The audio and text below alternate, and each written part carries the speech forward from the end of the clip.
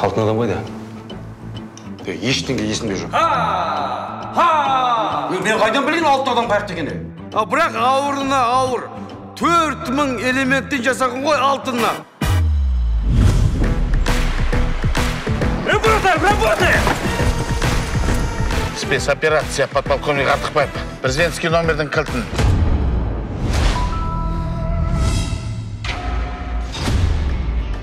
Сен осында түрмеде шірейсің. Надо будет трупың шығады осы жерден, ұқтың ба? Оны сөйтіп айта салмайсың ба? Көмектесің ғой. Сендер осында ерекше машинамен есіңдер ма шарпты? Шарптен қойдым ғой. Халықтың бәрі сендерді шарп дейді ғой. Ертеңге дейін алтын адам табылмаса, сенің басыңды лично өзім алам. Вообще біз не істеп жүрміз? Любая улика болатын нәрсені іздеу керек. Сен бір сасуын қайда? Америкада. Жапонияға не үшін барам деп еді? Не үшін барам деді? Маған айтпайды ғой. Мен айтпаппын. Не, шал. Шал деп айтпа, ұқтың ба? Шал, кет! Аузыңа ие бол, долбан!